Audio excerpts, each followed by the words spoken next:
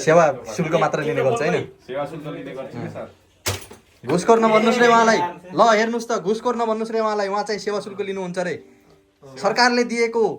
के रे स्यालेरी भन्दा बाहेकको पैसा लिनु भनेको घुसै हो सर घुस खाएको प्रमाण निकाल्नुस् त सर घुस खाएको प्रमाण तपाईँको गोजीमा छ सर भर्खर मैले अहिले एउटा भिडियो सार्वजनिक चेक गरौँ अहिले हामी दुध र दुध पानीको पानी बनाइहाल्छौँ नि मेरो पैसा आउने सर भर्खर उहाँ आउनु भएको थियो उहाँलाई तपाईँले के रे उहाँ पण्डितले भर्खर दिनुभएको थियो पैसा अलिकति कागज नभएको घर पास गराइदिनु भएको तपाईँले जमिन सरकारी जमिन उहाँको नाममा पास गराउने तपाईँ को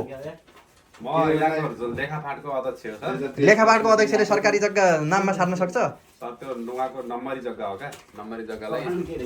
सर उहाँको बाउको जग्गा उहाँको नाममा पास मात्रै गरे अनि सेवा शुल्क किन लिनुभयो त सर तपाईँले सेवा शुल्क बापतको त्यो पैसा हो त्यो पास गर्दाखेरि वापस आउँछ हजुर के हो त्यो सर यो त भाइको जग्गा पासको लागि जग्गा पास कुरा सुरु मिलिसकेको छ अब के गर्नु कुरा मिलेको भनेको के हो सर के हो सर कुरा मिलेको भाइसँग मिलिसकेको छ भनेको ए तपाईँले साइन मात्र गरिदिनु मेरो साइन भए चल्छ गोजी तातिसकेको छ हेलो त्यो दुई आना जग्गा हो त्यो पास गरिदिनु मैले यहाँ पठाइसकेको मान्छे यस्तो सरकारी अफिसमा हेर्नु त यहाँ पार्टी हिजो रातिभरि पार्टी गरेर जाँड खाएर बसेका छन् आज यहाँ सरकारी जग्गामा यस्ता कर्मचारीहरूले हामीले लखेड्नु पर्छ यो देशबाट तपाईको स्यालेरी कति हो महिनाको सुरु यस्तो छ सर हेर्नुहोस् तपाईँहरू मसँग नआर्किनुहोस् होइन नझर्किनुहोस् हैन सर तपाईको तलब चाहिँ कति हो सर मेरो सेलेरी त त्यहाँ गुगलमा हेर्दा नि हुन्छ नेपाल सरकारको त्यो हैन सर गुगलमा हेरिबादेखि तपाईले किन सोध्थ्यौ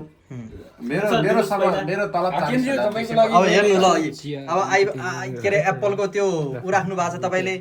म्याकबुक चलाउनुहुन्छ अनि यसरी आइफोन 16 प्रो म्याक्स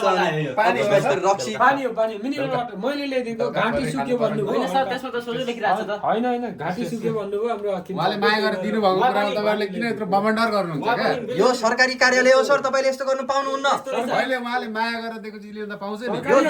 यो हामी जनताको अधिकार हो सर तपाईले भन्न पाउने तपाईले भन्दै हुनुहुन्छ उहाँले माया गरेर दिनु भएको उहाँ दुईजना मिलिजुली खानु नि रहेछ भन्ने कुरा तपाईहरु यो सरकारी अफिसमा यसरी आएर हल्ला गर्न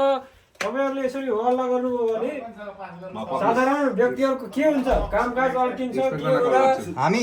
इन्स्पेक्टर नि यसमा मुच्छेको रहेछ भन्ने कुरा हामीले यहाँबाट थाहा पायौं इन्स्पेक्टर साहब हामी इन्स्पेक्टर प्लस एउटा गुण्डा पनि रहेछ भन्ने कुरा इन्स्पेक्टर अनि एउटा गुण्डा ल हेर्नु त उहाँको फेस अनुहार हेर्दाखेरि कस्तो लाग्नुहुन्छ उहाँ एक नम्बर गुण्डा हुनु नि उहाँ चाहिँ तपाईको यस्तो गुण्डाको संगतमा बस्नुहुन्छ उहाँ नागरिक भएर तपाईहरु यसरी हैन तपाईको पद तपाईँ अफिस भित्र चाँडै आउनु पर्यो यहाँ दुई चारजना पत्रकार आएर यो अफिसको कामहरु धेरै पेन्डिङ भइसक्यो तपाईहरु आएर यो अफिस हो कुन तरिकाबाट अफिस लाग्छ यो अफिसमै पार्टी कसले बनाएको यो अफिस हो यो अफिसमा आउनुभयो गफसफ गर्नुभयो तपाईँ हामी एकचोटि क्यामेरा भन्दा बाहिरको गफ गरौँ क्यामेरा भन्दा बाहिर हुन्न सर क्यामेरा अगाडि बोल्नुहोस् न तपाईँ हजुरको समस्या के हो भन्नुहोस् त हाम्रो समस्या तपाईले घुस किन खानुभयो भन्ने समस्या हो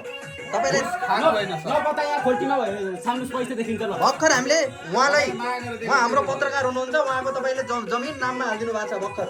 पैसाको आधारमा उहाँले जमिन नाममा हाल्नु भएको छ भर्खर होइन मैले जग्गा नाममा हाल्दै बापतको पैसा दिनु हैन त्यो चाहिँ सरकारी हिसाबले हामी रसिद लिनुपर्छ मायाले भन्ने कुरा हुन्न हामीले चेक गर्न खोजेको तपाईँ चाहिँ एकदम भ्रष्ट नेता निक्लिनुभयो म नेता होइन सर भ्रष्ट कर्मचारी निक्लिनुभयो तर भ्रष्ट कर्मचारीहरूले हामीले यो देशबाट लखेड्ने एउटा कर्मचारी भाइ उहाँको फुर्ती हेर्नुहोस् न कति ठुलो छ ल फेरि ल हेर्नु घुसको पेटी आयो ल कति करोड छ सर यसमा कति खोका हो कति करोड लिएर आउनु भएको छ तपाईहरु एकछिन शान्त रहनुहोस् हाम्रो काम गर्न दिनुहोस् पछि कुरा गरौँ है तपाईहरुसँग फेरि हेर्नुहोस् एउटा पेटी नै रक्सी के अरे पैसा आएको छ हामी यस्तो पाराले अफिसमा काम गर्न सक्दैनौँ ओ ठीक गर्नुभयो आजबाट